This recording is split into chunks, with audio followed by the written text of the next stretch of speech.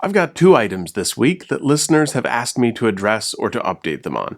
First, given that I devoted an earlier video to Cornell's opening plans, listeners thought I should update everyone to let them know that Cornell has changed their plans. Originally, Cornell had an unusual and aggressive plan. It would bring all students back to campus based on the theory that bringing students back for in-person instruction would lead to fewer COVID-19 infections, because Cornell has control over the students if they're living on campus and has no control over them if they don't. So what's the problem? The problem is the quarantine requirements that New York State has imposed on people coming from certain states. Individuals from those states need to quarantine for 14 days upon arrival at Cornell, and provide housing for quarantine students is just too difficult. It would require the school to house those students, one per dorm room, instead of using double or even triple occupancy, and of course there are other costs associated with quarantine. Students are angry with the university is angry with the state of New York, and all of this is occurring in front of the awkward backdrop of a tuition increase of 3.6% for the upcoming school year. I really don't think that any of this will have a significant impact on Cornell, since their acceptance rate of 12.7% means they have a very deep waiting list, and so they won't see any significant enrollment drop. Always an important concern, since the average residential student is paying nearly $70,000 a year to go to Cornell. But Cornell is just one school, and it's more interesting to look at what's happening generally in the United States. There's a pretty sweeping change happening right now, as more and more colleges actually begin the process of sitting down and figuring out the logistics of holding in-person instruction, and doing that against the backdrop of increased infection and death rates in the United States, even in areas that previously seemed somewhat protected.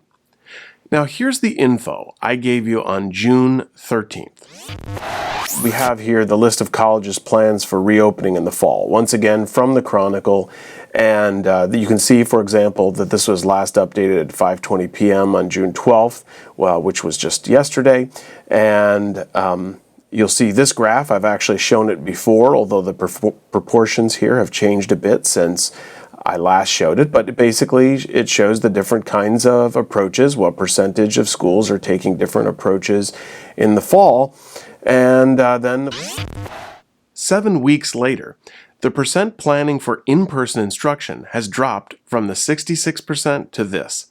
The same tracking page now shows that if you combine the schools that plan to offer instruction fully in person or primarily in person, the total is just 23.5%.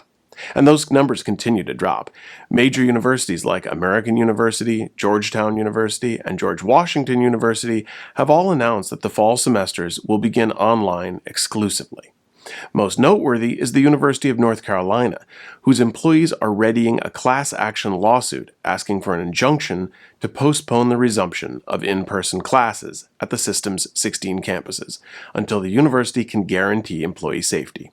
The plaintiffs say that existing plans don't comply with the state's employment law, which specifies that workplaces must be free from recognized hazards that are causing or likely to cause death or serious injury or serious physical harm to employees.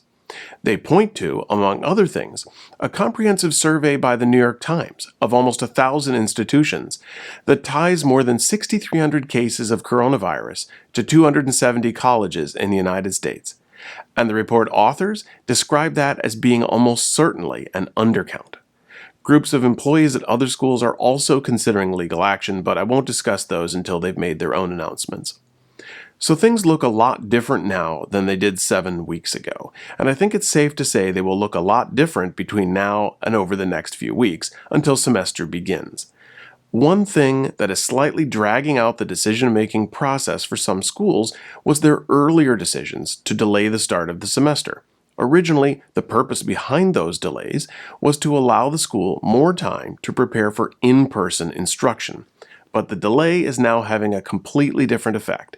It is allowing schools to incorporate the latest data trends into their decisions. I hope that this information has been helpful to you and that you are safe and healthy. I look forward to talking with you again next week.